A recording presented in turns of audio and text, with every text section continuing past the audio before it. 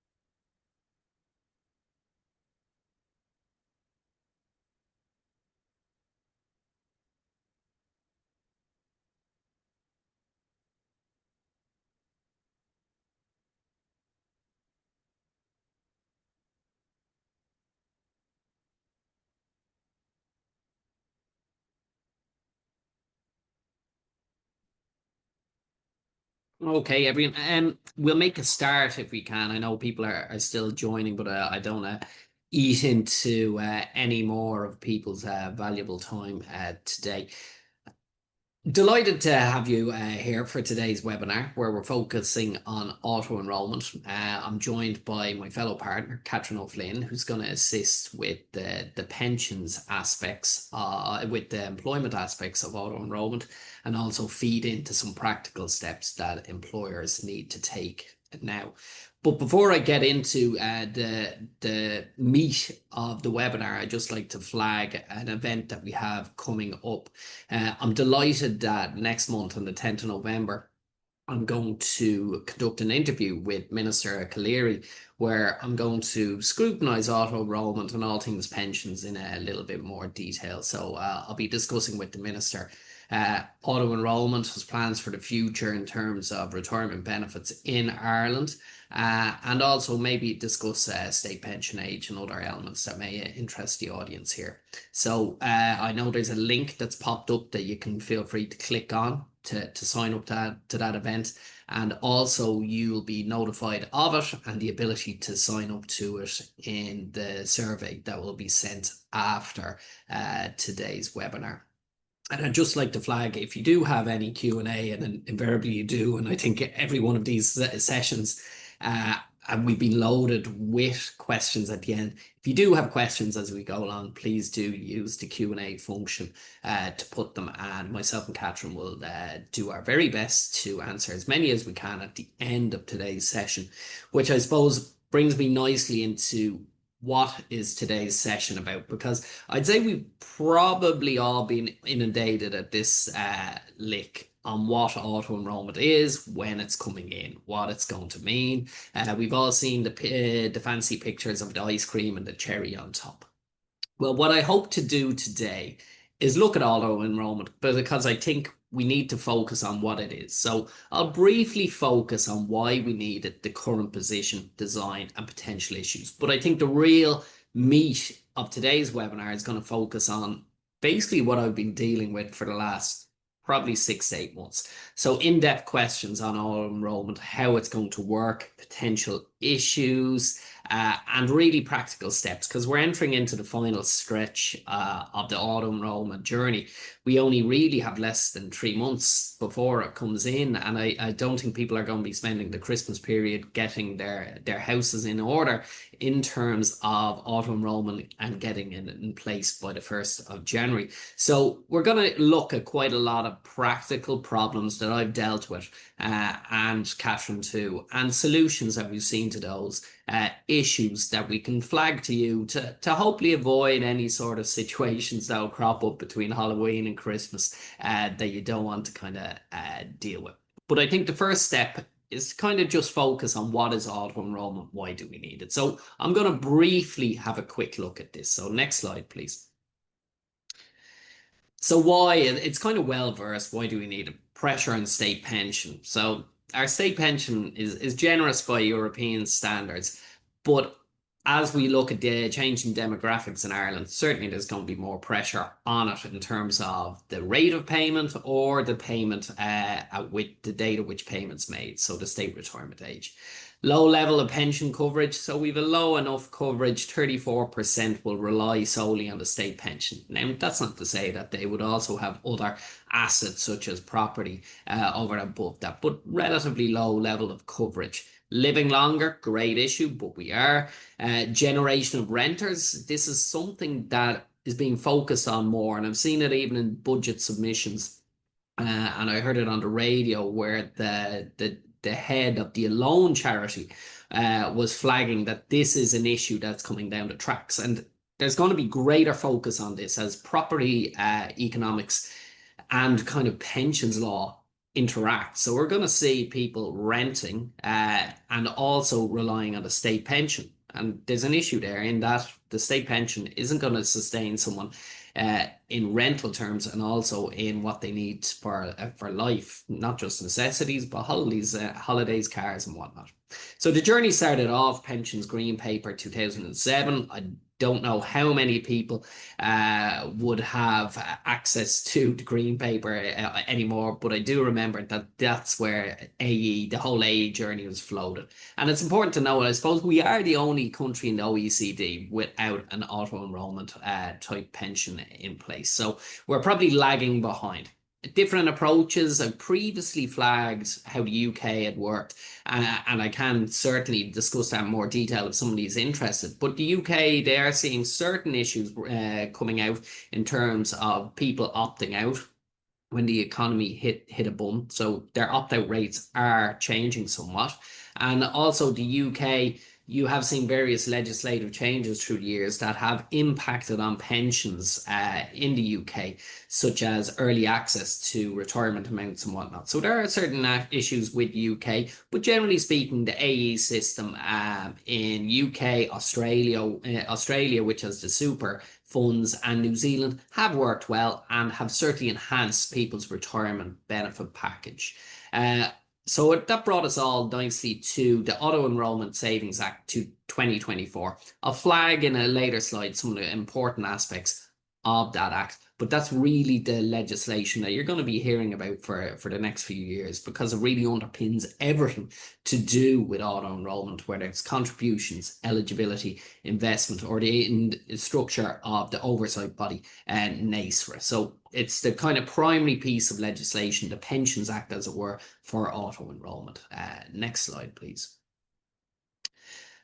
So this slide, I hope everyone would on this call would know about these details so far, but judging by my inbox, there are quite a number of employers who really have left this kind of late, but it doesn't mean it's too late not to do anything. But there are a great number of individuals that probably had more important things to consider than auto-enrolment. But it is going to start on the 1st of January 2026. Everything is in place now. And the Pensions Authority at a recent conference actually highlighted that the communications piece is now going to change from the kind of softly ice cream approach, the kind of employee focused, this is going to be good approach, to a more technical communications to do with what an employer needs to do in the final months to the build up to auto enrollment. So I suppose, in short, this is happening. It's going to be called My Future Fund. So you're going to hear that mentioned a lot more. Soft mandatory system. So people will be auto-enrolled with ability to opt out after 6 months. So that's going to be one of the complexities of it, the kind of intricate dance of people opting in and out. And are they in occupational pension scheme, or are they in auto-enrollment? So it's going to be quite interesting in relation to what happens there. So you're going to have 800,000 people enrolled in phase one, primarily people who to date haven't had additional pensions coverage over and above the state pension, whose employment contracts have probably said that we'll give you access to PRSA, but we're not going to contribute to it. So a good chunk of this 800,000 I submit will probably come from the retail leisure kind of sectors. So they're going to be auto enrolled in phase one. It's not going to be any phased approach like the UK saw. The UK auto enrolled employers. So in the UK, you had the big employers like the M&S's, Tesco, and whatnot. They were part of the phase one, and then it trickled down to the smaller kind of corner shops or small businesses in the final phase. So the final bit is probably the most important. You'll be auto-enrolled if you're aged between 23 and 60, earn over 20,000 and not already in an occupational pension scheme. I'll scrutinise some of those in more detail. It's important to know you can opt in if you're out of these criteria. So if you don't meet these criteria, but you are under age 65, you've the ability to actively opt in. And if you do that, the employer still has to pay in respect of you. So it's important to know the ability to opt in will also be there. Several opt-out points. So I mentioned the main one is 6 months, and then you'll be auto-enrolled again 2 years later. So as I said, it's going to be intricate dance, probably one of the most complicated bits in relation to the HR function is going to be looking at their employees if there's a large number of employees and establishing who's in an occupational pension scheme, who is in auto enrolment. And for that reason, I suppose we're seeing a lot of employers, in fact, the majority of employers are looking at utilizing their own occupational pension scheme as a vehicle to kind of auto enroll employees. So we're seeing a lot of change. And I'll mention Catherine, my employment law colleague, she's seen a lot of this, and maybe you'll speak to that, Catherine, about what we're seeing from employers in terms of changes to their employment contracts around auto enrolment. What Sure. are we seeing in terms of new hires and existing employees? Yeah, absolutely. So, as you said, Stephen, the vast majority of queries that we're getting on the employment side are really where employers are trying to encourage employees to avail of the occupational pension scheme if there is one. And I think it's really kind of driven by a desire to avoid the administrative burden of having kind of a dual scheme approach where you have auto enrollment and the occupational pension scheme in being. So, in terms of assisting clients there, the first thing obviously is to look at the kind of suite of employment documentation in place. So, have a look at the contract of employment and see what it says about pension contributions in the deductions clause, for example. Have a look at the pension scheme. And Stephen, that's more your area, and you can talk to any tweaks that might need to be made. And as you've said, Stephen, kind of have a sort of a review of the demographic of your employee population to see, is there a large cohort there that aren't members of your occupational pension scheme? And if there are, do we want to try to encourage them to join? And the way we've been looking at it is kind of treating them in two distinct camps. So you have your existing employees first. And so the things to be concerned about there, and we could talk about it in more detail, but the first would be you want to be mindful that you're not making any unlawful deductions. So that could be if you were to mandate an employee contribution without the requisite consent, either in writing from the employees or already present in their contract of employment, because that could get you into kind of tricky area with the Payment of Wages Act. But certainly there are ways to educate your employees of the advantages of joining the occupational pension scheme in terms of flexibility around contribution rates, perhaps more varied investment options, perhaps tax relief as well might be more favourable. So having a good education plan in place to encourage employees. And then the way that we can kind of approach it is obviously, any change to a term and condition of employment, such as making it a condition of employment to join the occupational pension scheme, requires consultation and agreement. So the way to do that might be to write to the employees and say that you will be enrolling them in the occupational pension scheme by a certain date. To avoid any tricky issues with deductions, we can say that it will be at a zero employee contribution rate and that the employer contribution rate will either match or beat auto enrollment, and give them a period of time within which to contact a person in HR, say, with any issues. And then those contribution rates can always be varied in line with your scheme over time. And that's one way we think of, enticing employees into the occupational scheme without getting into issues about Mm. deductions and breach of contracts and things like that. With new hires, then, like, now is the time to act, given that Revenue have said they're going to have this 13-week look back. So, now is the time to act in terms of amending any template contracts rather than waiting to the 1st of January. So with new hires, you're well within your rights to mandate that they shall join and remain a member of your occupational pension scheme. And that's kind of the starting point. And then we can talk about kind of issues that might arise during the course of employment as they come up. Yeah, with new hires, one of the areas that I'm seeing is amending the pensions clause is relatively simple. But I think one of the elements that I'm seeing is in terms of the deductions clause. Yeah, Sometimes the deductions clause doesn't reference an ability for pensions contributions. It kind of focuses on, you're more about employment contracts than I, but there's a whole plethora and a different range. But some of the contracts would reference deductions in the case of fraud or something like that. yeah, or Uh, overpayment of salary yeah. to get that back. Yeah. So definitely that should be tweaked. Yeah. So just by way of reminder, the Payment of Wages Act doesn't allow a deduction unless one, it's authorized by statute. So for example, tax. Two, it's in the contract of employment. So Mm. that's where the clause really crystallizes and focus can be put on that. Or three, it's consented to in writing. So yeah, that's definitely worth thinking Yeah. about in terms of going forward. Yeah, and that's a good point actually. Yeah, and that's why consent isn't required in any shape or form if they go into my future fund because Yes. it's in place under statute. So it's taken as a read. And just to focus on what Catherine mentioned that there's differences between occupational pension schemes and my future fund. Just to flag that Catherine and I we prepared an infographic, a one page sort of comparison tool for those, which may be useful to some of the audience here today. I know it's been shared, but if anyone on this call today, on the webinar today, would like a copy, feel free to contact events. Their email should have been on the invite. And I'll get a copy of that infographic out to you. It kind of highlights this is auto-enrolment, these are occupational pension schemes, PRSAs, and these are the key differences and differentials that may lead to one being preferential than the other. Next slide, please.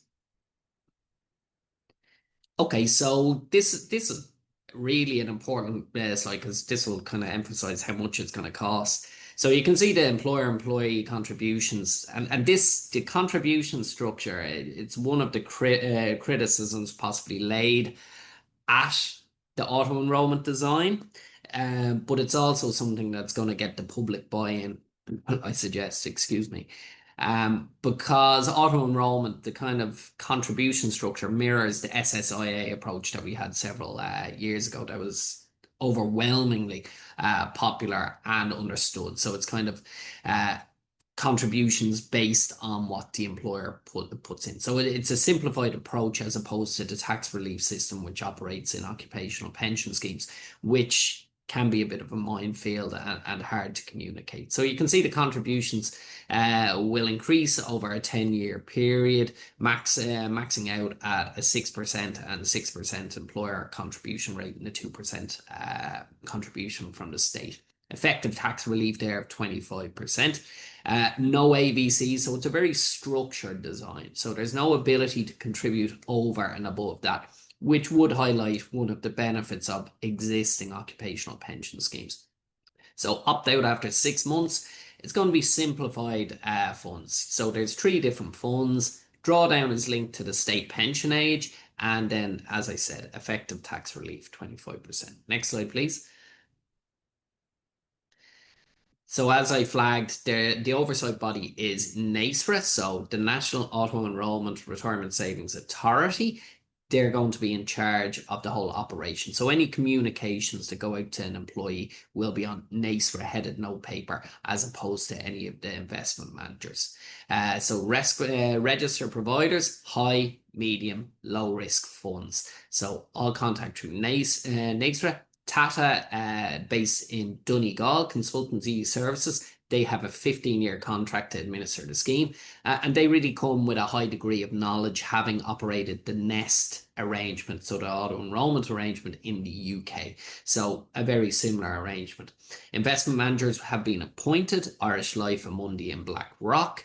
And most recently, I suppose the most recent movements are NASRA have been appointed a board. So Dermot Griffin, former head of the National Lottery, he will be the CEO. And Roma Burke will be chair of the board. And Roma is familiar to many in the pensions industry. And I worked with Roma for many, many years on the Pensions Council, advising the minister itself. So I definitely know Roma and the quality that she will bring and the talents to the board of NASRA. Next slide, please. This slide is kind of interesting because when they tendered for the investment manager, it really flagged what they were looking for. So you can see the lowest AMC, so the lowest charges awarded 40% of the tender. So you can see there was a focus on value for money and charges and driving down actual costs. Now, whether that will transpire to give a better product to individuals, only time will tell. But that was the focus on the tender. Design of the funds, 21%. Experience of team, 10% of the tender marks. And sustainable and investment. So ESR, kind of ESG kind of issues, 9.5%. So that was the focus when they were appointing the investment managers. And that will feed through, hopefully, to what we see in terms of their performance. Next slide, please. This slide, I'm going to focus on the top bullet because it's kind of interesting. So if you have less than 5 years to go to age 66 when you draw down the pension, you'll be put in low risk. So a kind of lifestyling option here. Greater than 5 years, less than 15, medium. Greater than 5 years to age 66, you'll be automatically defaulted into a high risk. As I said before, you have the ability to change as you want. The funds will be pooled. So you won't be relying on either Amundi, Irish Life or BlackRock. They'll all be pooled into high, medium and low risk, the way everything gets the same. And next slide, please. So this is the Act, and I'm not going to, this is the bit that it's useful to have. And as I said, if anyone wants a copy of these slides as well, feel free to email events@mhc.ie and they can get a copy of the slides for you where you can read through these. The Auto-Enrolment Savings Act is going to be the key piece of legislation. Sets out the functions of NASRA. So sets out what they have to do. Establish, control the AE system, work on retirement savings projects. So a wide remit. NASRA is going to be based up in Donegal as well. It's important to know. Next slide, please. So digital by default communications, the whole industry's moving that way. So it was useful that was set out in the legislation. Another point to highlight is they've kind of been aware that it may need tweaks, the whole system. So they've set out in the Act that there's going to be a review of it after 5 years, and it sets out what the review is going to focus on. So the earnings threshold, so whether that's the 80 grand cap or the 20 grand low bar at the end. Age criteria, they're going to look at that to see if it's possible to extend it or actually move someone in between age 23.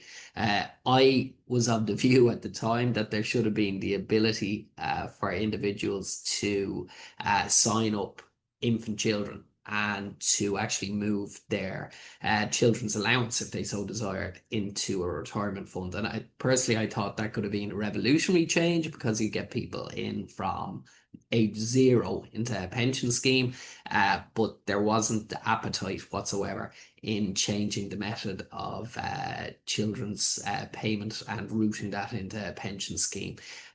So that was one idea that went by, but God knows, maybe in this 5-year review, it might be considered again. So employment status for enrolment as a flag, and as Catherine can allude to probably from the queries she's getting, there is some disquiet around this in that self-employed people won't be included in it. So it does seem on the face of it kind of unfair that a large cohort of workers in Ireland will not be eligible for auto-enrolment, and will miss out on the possible tax benefits that come with it. Catherine, do you see that as Yeah. something that's an issue and a problem? Yeah, I do, and I think your point about the children and children's allowance is so interesting. So yeah, it's definitely a focus on paid employment only, and there has been so much focus on the gig economy, and gig workers. It's a shame that if they have been classified as independent contractors, will not be caught by AE, which is unfortunate. And there's also another aspect that's related to this, which is the gender pensions gap, which is distinct from the gender pay gap. So the gender pensions gap is currently at about 35% in Ireland, and so with this focus on paid employment, whilst it is certainly widening scope for those who will have a pension, it doesn't really do anything to impact the structural inequalities that exist. So it won't capture, as you've indicated, um, stay-at-home parents or carers or part-time employees who are in employment of less than 20,000. So obviously that will impact women more than men. So unfortunately, it could actually increase the pension gender gap rather than um, improve it at all. Yeah, I get the sense that the powers that be probably missed a trick here because I did a talk on the gender pensions gap. We have to come up with a snappy Yeah. acronym for that because it doesn't want it's not one that trips off the tongue. But I did a No. talk on that, I think just pre-COVID, and it was 35% then. It hasn't shifted No. whatsoever. Yeah. And bearing in mind the 800,000 people here will be in auto enrolled, it was an opportunity. Now, how they do it, I don't know. It would obviously have to Mm, be linked to recognizing service, or the ability to keep contributions in periods of yeah. unpaid maternity leave or something like that. But they do seem to have missed a trick that this has kind of exacerbated the gap rather than help to kind of close it. Yeah. There's definitely practical considerations, as you say. But I think one thing that struck me was the fact that people can opt in. So if they're under the earning threshold or the age thresholds, depending, they may be able to opt in, whereas there's no facility for a self-employed person to opt in, which would have been interesting. But yeah, perhaps as this thing develops and is reviewed, that can be kept under scrutiny. Yeah, and the opt-in piece is interesting because I know a lot of occupational pension schemes, and they're changing, and obviously as auto enrollment's coming, would either have you become a member of the scheme after 6 months probationary period Mm, or a certain age criteria. And I know a lot of schemes are changing that the way individuals join from day one of yeah, employment as opposed to successful completion of a probation period. yeah, that's definitely another thing we've been looking at when we've been looking at the employment contracts. So if you do want to encourage people to join the occupational pension scheme and kind of beat AE, to sort of use a phrase, yeah, absolutely, you need to have eligibility Mm, from day one. Yeah. yeah. Okay. Next slide, please. Okay, this is more on the act itself, and I'll just flag some pieces here. I won't go through the whole. Um, I suppose the most important bullet's probably the fourth one down. So the first standards no later than years 7 to 9. What I mean by that is the first standards in relation to existing occupational pension schemes to meet certain AE criteria will be made within, I think, 7 to 9 years.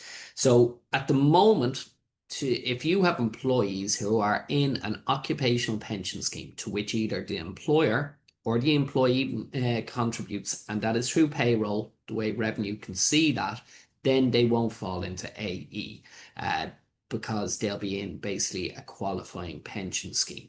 It doesn't stipulate any minimum contributions, so some employers are enrolling individuals at, say, a 0% employee and a 2% employer contribution rate. That would mean that they don't go into AE. Now, it'll all change when these qualifying rates come in 7 to 9 years. So it's a bit of a band-aid, but it is an approach that can be used.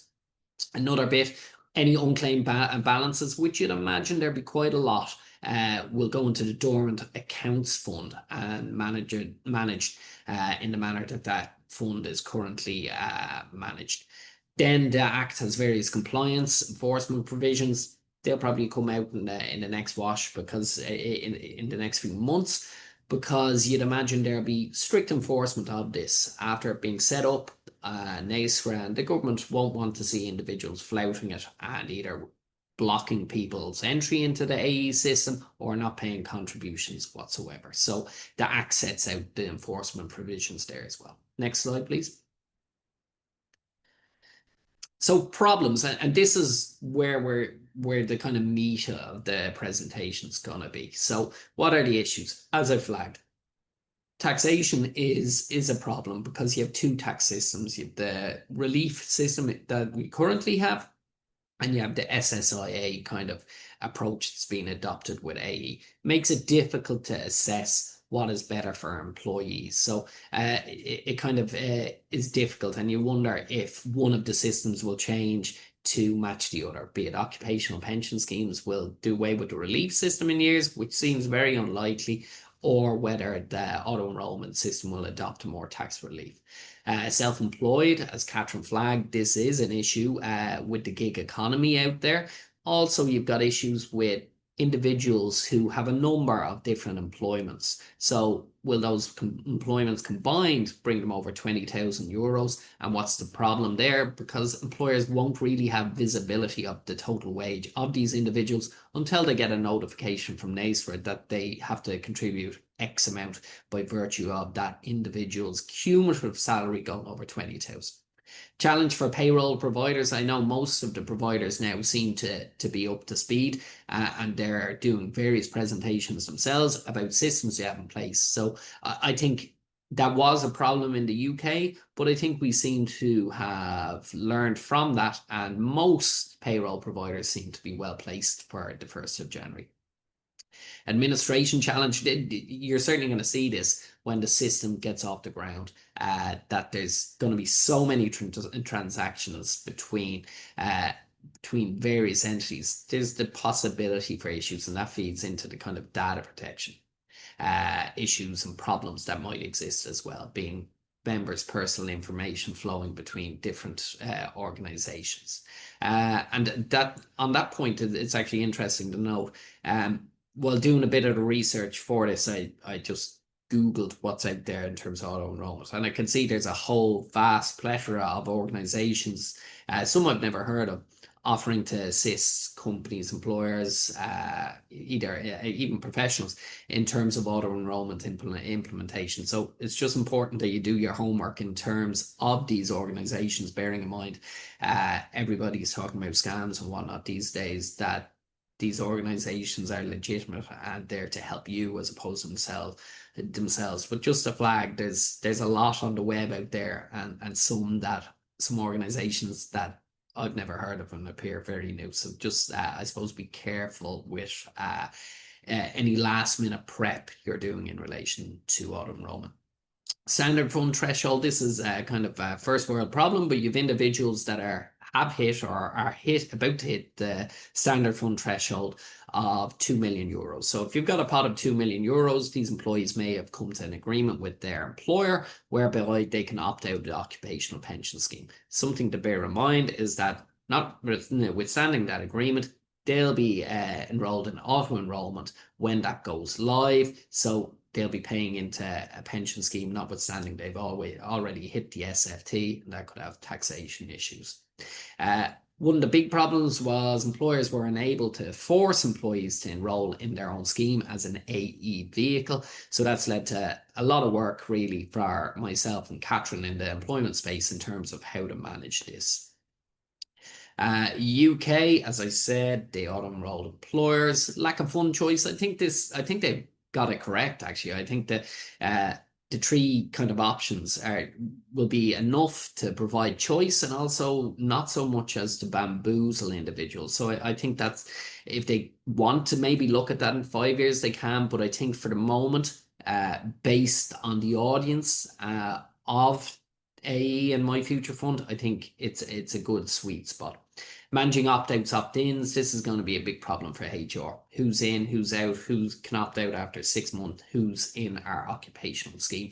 And for that reason, we're seeing a lot of interest in terms of how do we get everything into our occupational pension scheme in terms of making it easier to manage it. Because we know we've a good pension scheme, decent contribution structure, good provider who we trust, and it just makes it easier from a HR perspective.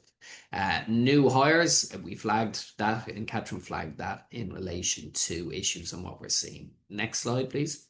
And that's probably the most important element. Just, I suppose, if anyone left here with a kind of job to do this morning or this afternoon, it's new hires, because we're doing the 13-week look back period. So the revenue are looking at information from 13 weeks back from the launch date. So if you're in a pension scheme 13 weeks from the 1st of January 2026, you will definitely not be enrolled in a My Future Fund. But if that information shows that you are not in a pension scheme, you are. So if you're enrolled between now and Christmas, there's a difficulty that, notwithstanding that, that revenue may determine that you're not in a scheme. You'll be auto-enrolled into My Future Fund, and you'll have to go through the whole rigmarole of opting out of that scheme, and you could be left with a possible issue in terms of double contributions to auto-enrolment and an existing pension scheme for a 6-month period. So it's something that hopefully in the next few weeks we'll see some sort of guidance or assistance with, but at the moment, just a flag, it's a possibility. So current employees who aren't members of the existing pension scheme, we're seeing a lot of activity, and it's ongoing in encouraging them to join the existing scheme, because as I flagged, we've made an infographic that highlights the benefits of an occupational pension scheme, and also, in fairness, My Future Fund, and we've compared and contrasted them. But by and large, a decent occupational pension scheme with a relatively decent contribution structure to it will trump My Future Fund, which is designed as a vehicle to capture 800,000 people who have no extra pension scheme over and above the state fund.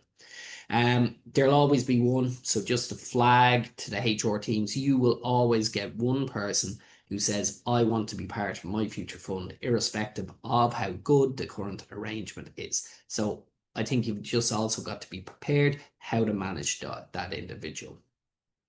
High earners, as I said, are they better off in their own schemes? Probably. As I said, the system with My Future Fund has an effective tax relief in the region of 25%. It's a bit of crude mathematics, because there are also other differences, which would make low tax band individuals also better off in their own occupational pension scheme. So it's not a kind of black and white answer we can give to that.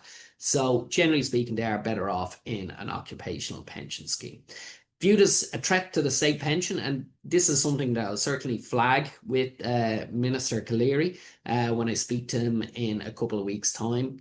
Is this something that's slowly and surely going to chip away at the state pension? So will the state look at something that people have My Future Fund over a period of time, I suggest maybe 15, 20 years as that grows?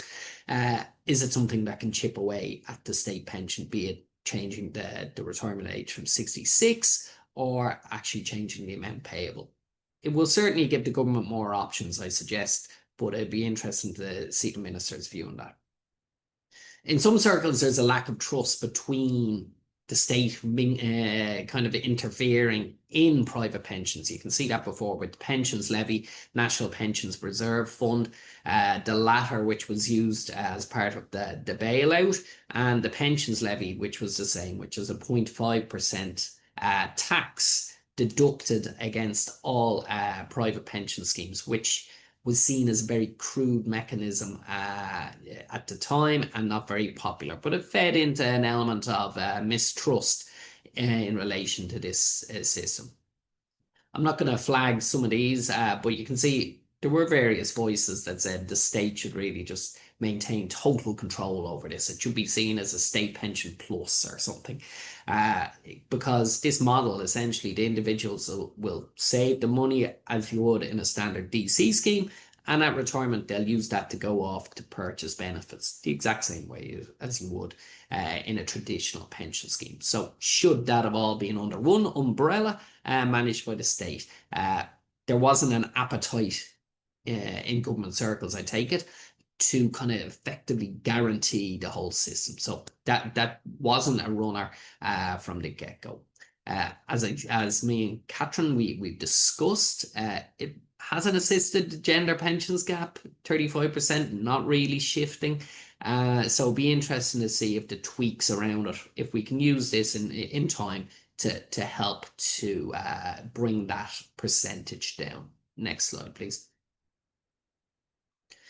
So other legal considerations, I won't labour these points because we flagged some of them. So the gig economy, as I flagged, you've got issues there around employers, self-employed. You also have individuals who, on the face of it, don't hit 20,000, but they may do between when measured against all of their other employments. Auto-enrolment and 2P. So this is going to provide another layer of complexity for 2P transfers. Now, it shouldn't from the auto-enrolment perspective because it's going to be relatively simple, akin to a PRSA, where an individual has a number assigned to them and they go from employment to employment with their pot. But from a legal, transaction point of view, it's going to add another tier of complexity. Employment contracts, new and existing, as I flagged, that is by far the most urgent matter. So along with that, you need to have a look at your existing pensions documentation. So if you're looking at changing contracts, getting people into your pension scheme, now is the time to do it, bearing in mind the 13-week look-back period that I flagged earlier. Data protection issues, I flagged that there's a lot of helpful organizations out there assisting. So important that you do proper due diligence if you are sending members' data, employees' data anywhere in relation to assisting for the implementation of auto-enrolment. Be very careful, I suggest. As with anything new, a new introduction, there would be certain individuals, organizations that may have less than honorable intentions out there. So data protection issues, not just with those individuals, but also when it starts. Just be very careful about sending on personal information, salary details, and who you're sending them to. Mending existing arrangements. A lot of schemes are being amended to change contribution structures to align with auto-enrolment. They're changing eligibility to open it up, either separate schedule for auto-enrolment individuals, getting rid of probationary periods. So there's a lot to do in relation to amending existing arrangements as well. Next slide, please. So the Department of Social Protection, they've got a very helpful Q&A that they update on a regular basis. So I've pulled out some of these elements. So very interesting because these are queries that are being posed to them and they update it as they come in. So if someone's income falls between 20,000 euros, having been admitted when it was over, they'll remain in the scheme. Combined salary is over 20, as I flagged, you'll join the scheme. An issue with that is the visibility from an employer's perspective, because if the individual is only being paid 10,000 from employer A, they won't know how much employer B is paying. And as I say, they'll get a notification from NACERA that this individual is eligible to join the scheme. Income from pension not included in the 20,000 assessment. They flagged that. That's a recent one they've actually highlighted. NACERA have no visibility in private pensions. So what I mean to that is when they're assessing whether an individual meets the financial criteria to join auto-enrolment, their only real visibility will be through payroll. So if an individual is paying or being paid a pension contribution and it pops up on payroll, then they'll be able to assess that in terms of eligibility.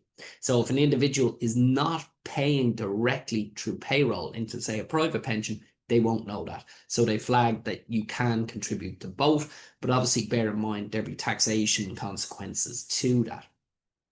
They've kind of backed off, and one of the questions was, what will be better, auto-enrolment or staying with my occupational pension scheme? And I've kind of cut and paste their response here. The best option for you depends on your own circumstances, taking into account factors, tax relief, contributions, amount fees, and fringe benefits.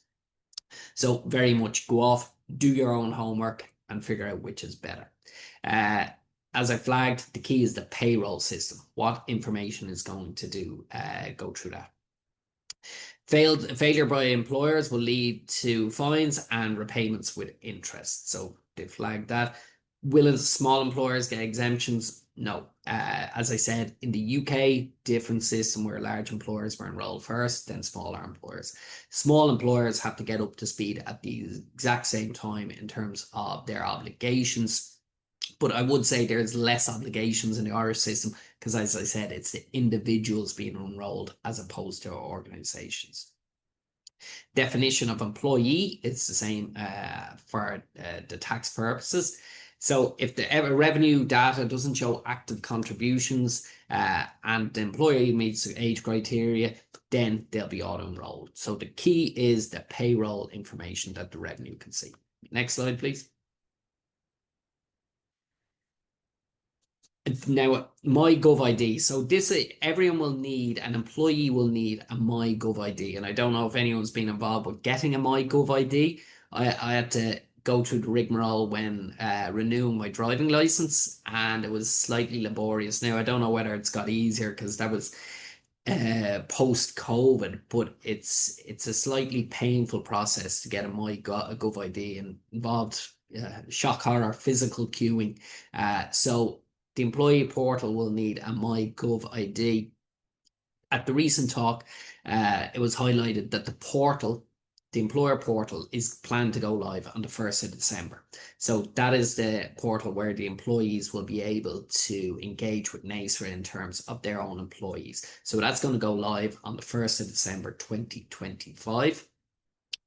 I've kind of labored this point, 13-week look back period. So they're going to be looking at data that they have now. Enrollment to take 13 weeks, contributions won't be backdated. So there's going to be a bit of kind of rigmarole when this starts off in terms of when contributions start, when the individuals enrolled. So just bear that in mind. Any contribution larger than zero, I flagged that. Once there's an employee or an employer contribution going to an occupational pension scheme, you'll fall outside the net of AE. They flagged, and this was obviously a concern and kind of feeds back to the pensions levy and the National Pensions Reserve point that I mentioned earlier. They flagged in the Q&A that this will be your personal property protected under the Constitution. So it'll be interesting to see how this kind of falls.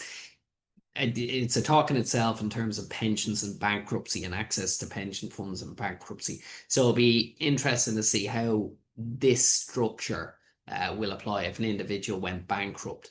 I mean, generally speaking, a trust would protect the assets of an individual, so they're held in trust for an individual. So an official assignee couldn't get access to it until the payment comes in payment. But this is something that's going to come out in the wash. So bankruptcy and how that kind of fits into AE, it'll be interesting to see. Another question that I'm getting quite a lot actually is for individuals who are paying into a foreign pension scheme. And the key here is if you have individuals who are, say, seconded into the company from Italy, France, UK or whatnot, if they're being paid through Irish payroll and that payroll doesn't indicate that they are going to be in receipt of any sort of pension, they will be auto-enrolled. So there's a slight problem there. There's various workarounds. They're kind of imperfect at the moment to make these individuals fall out the AE net. I mean, you could look at a possible solution, possibly of paying a minimal amount into a contribution by way of a contribution into an Irish arrangement for these employees. And that would lead to them falling out of the AE loop. But it is an issue whereby I'm seeing quite a lot actually where an individual is still a member of a pension scheme in Italy, France or whatnot, and they will come 1 January, if there's no data on them paying into the scheme over here, they will fall into the auto-enrolment arrangement. Next slide, please. So practical considerations. I won't labour this, and as I said, these slides will be circulated once you request them, but this highlights what you need to do and what a HR team needs to do in terms of the Department of Social Protection. What I will say is that it's been made clear that in the coming months, this is going to be reinforced in communications and indeed up to the go live date of the employer portal on the 1st of December. This is going to be made hopefully crystal clear.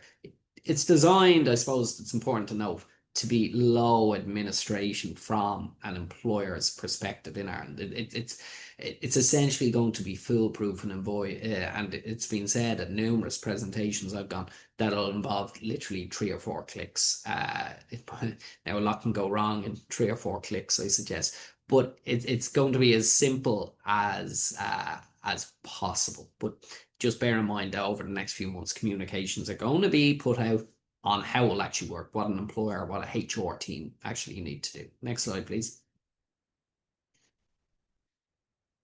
So enforcement, I'm not going to go into too much detail. I suppose the last slide is important. There will be the last bullet point. It is important to note that I envisage there will be quite not aggressive would possibly be the wrong word, but there will be a robust enforcement of the Act in terms of employers not engaging in terms of contributions or blocking access to AE. And the ultimate arbiter here will be the WRC. So any claims involving auto-enrolment and issues will go before the WRC, which will keep Catherine very busy for a number of years, because I would not be familiar with the WRC at all, to be honest with you. Next slide, please. Stephen, I might just mention Yeah. penalisation there, actually, when you're talking about the WRC. Yeah. So just one thing that we haven't mentioned, and I just mentioned it in the Q&A there in answering a question, is that there is protection against penalisation under the auto-enrolment legislation. So to Stephen's comment earlier about, there will always be one employee who wants to join auto-enrolment. So we just have to be careful there. So if an employee insists that this is what they would like to do, they should be facilitated, because there is a mechanism whereby they can go to the WRC and an employer can be told to take certain directions to facilitate contributions, or there is an award of compensation of up to 4 weeks' salary. So just keep that in mind. That said, going back to the education piece, though, about explaining to employees about the benefits of the occupational pension scheme, the ability to have them on zero contribution rates from the employee perspective, because we do find that the wish to opt out of the occupational pension scheme may come down to affordability concerns. So if that can be resolved and you can educate about the occupational pension scheme, then it shouldn't be an issue. But just definitely one thing to bear in mind as well. Okay, cheers, Catherine. Now I see, just bearing in mind, I'm going to fly through these. Tax treatment. The main key point I want to flag here is that it's going to be essentially the same as the DC scheme, and they flagged that in the Q&A. Next slide, please. Okay, these are questions that have been asked and just some responses that'll hopefully kind of give a little bit of favour. So my future fund and personal pension, as I flagged earlier, possible to have the two of them hand in hand. SFT, somebody flagged, if an individual is near the SFT at 2 million, can they opt out? No, there's no exemption whatsoever. So it's just something from a tax planning point of view that needs to be considered.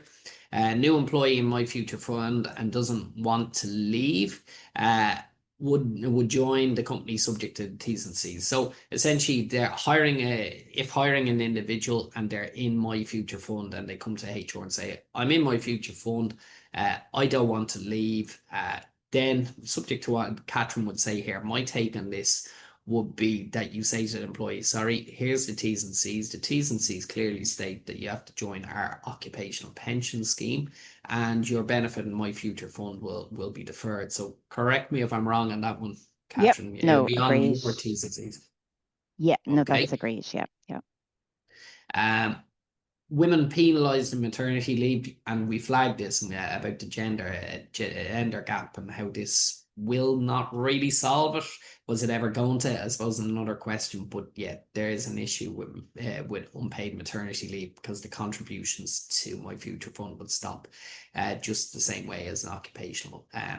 Over 60s, with no pension provision, can they opt in? Yeah, an individual can opt in if they're outside of the eligibility criteria. The only other stop will be if they're not in an occupational pension scheme and they're under the pensionable age.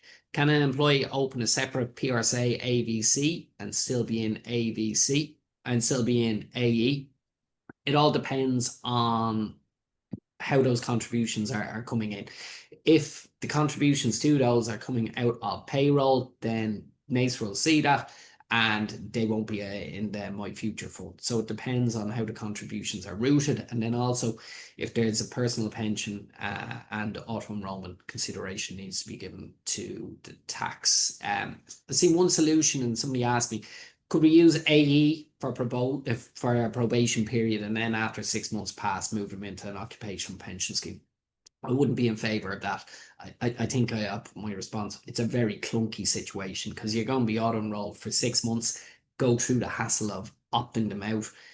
Maybe that individual, they'll like auto-enrolment when it's in it. So getting them into your occupational pension scheme from an employment law, from a contractual perspective, could also be clunky in terms of drafting the language in the contract. Construction workers pension scheme, will individuals fall out? If the contributions to the CWPS come through payroll, then then essentially AE will not apply because the individual will be seen to be paying to an exempt scheme. Whereas if the contributions to CWPS are coming outside payroll, which I imagine they will not be, then it would be possible. Next slide, please. Great. Okay, I see we have a load of questions, but before I go into as many of those as I possibly can, and bearing in mind we won't get to them all, I can see the number here. I'll try and follow up with as many as I can, and myself and Catherine will afterwards. But let's have a look at these questions and just peruse the answers. How prepared do you feel for auto-enrollment? Very prepared, 16%. That's worrying. Somewhat prepared, working on it. Yeah, that's kind of my experience, 67% and 18% not prepared at all. So an interesting response to that. I probably would have kind of thought we had more than 16% and very prepared. What do you expect the biggest challenge for employers? Cost of contributions, 27. Okay, clear leader here. Administrative HR burden, 51%. Employee engagement communications, 22. How do you think employees will react to your auto-enrolment? So we have a clear winner here as well. Mixed, some will value it, others won't. Mostly positive, they'll welcome it. And I suppose pleasingly to see, mostly negative, it gets 7%. So we're not going to see much of a pushback. What support would be most valuable for employers right now? Once again, we have a clear leader, practical guidance on compliance. And that's definitely the sense I'm getting, and I can see through the Q&A that employers just need to know, okay, this is coming in, what do we need to do? Tools, software to manage contributions, 17%, communications for employees, 22. So they're kind of a very useful questions and responses, and thanks for taking the time to have a look. Okay, we have 2 minutes and more questions than I'd fit in 3 webinars. So I'm just going to pick a few random ones if I can. And hopefully they won't be ones that I cannot answer because I'll have to pick them so quickly. If you have a scheme in place, can you compel an employee to join it rather than the AE scheme? Okay. The issue there is, and once again, we have the new employee and the existing employee to kind of split there. So for new employees, you can stipulate in the employment contract that you have to join our existing pension scheme and stay a member for the duration of your employment. You can put that in. Obviously, there's language around that, deductions, Payment of Wages Act. Existing employees are the more problematic cohort of individuals there who aren't members of a pension scheme. Catherine, do you have any insight on that you can share? Yeah, I think and I saw a few questions in that vein. So yeah, like we're not talking about forcing employees. When we're talking about existing employees, we're not talking about forcing them to join an occupational pension scheme against their will. So with any change of T&C, you need their consent. So that's why I spoke about educating them about the advantages, going through a consultation period whereby you explain to them that you will enroll them at a 0 employee contribution and then an employer contribution that's better than AE, and giving a period of time for them to raise comments or questions. And so doing it in that way. So, it's not about kind of making people join the occupational scheme kicking and screaming, but kind of educating them. And just bearing in mind that protection against penalisation. So there will always be one, and if they wish to join A&E, despite all your best efforts, they should be facilitated. Okay. What happens to employees that have their own private pension? Will they still be auto-enrolled? Once again, the focus is on payroll data. So if NACERA revenue can see they're paying in or getting employer contributions into the scheme, they won't be auto-enrolled. If NACERA sees that they are getting they are not, then they will fall into the system. So it depends on how the payments into the private pensions being made to answer that question. But it's made clear in the Q&A that it is possible for an individual to be in NACERA and be in a private pension as well. It's my understanding that an employee can only access their pension from AE at retirement age. They can't access prior to this. Yes, and that's probably one of the I wouldn't say a failing, but one of the distinguishing features between occupational pension schemes and AE. The fact that an individual, it's pretty strict. No ABCs, no early retirement. Drawdown is at your normal retirement age, other in cases of death where the fund is paid out in a similar way to a DC fund. So there's very limited flexibility. I see that we're just gone past 12. I'm going to go to one more question, and then every other question I'll do my best to send a response. And just to highlight one other thing before we leave, it'd be great if you could fill out the survey monkey that's filled out that we'll send in relation to this webinar. And also, I think on that link is just going to be the ability to sign up to the upcoming discussion that I'm going to have with Minister Tullieri. Okay, so final question. Given the 1st of January commencement date is the first payroll to be, sorry, that seems to be cut out, so I'm going to ask go to another one. Will there be specific requirements to store opt-ins and opt-outs similar to the UK? Opt-in and opt-out will all be managed by NACERA. Now, I suppose the difficulty from an employer perspective is just figuring out who's in the occupational scheme and who is in My Future Fund. So this will all be managed from NACERA, and they'll control the kind of opt-in, opt-out procedure and the ability for an individual to opt out, and when 2 years later they'll be afforded the ability to opt back in. But from an employer's perspective, they will need to be able to keep a concise and clear record of who's in the scheme, who's in the occupational pension scheme. And for that reason, and it's good enough reason alone, we're seeing a lot of employers just go down a single scheme, an occupational pension scheme that they're operating route, rather than affording access to My Future Fund. So with that, I'd like to thank you. Sorry for keeping you 2 minutes over and above. I will do my best to respond to all the questions, as there's quite a lot that I haven't got a time to get back. And I hope you have a good remainder of the day. Thank you.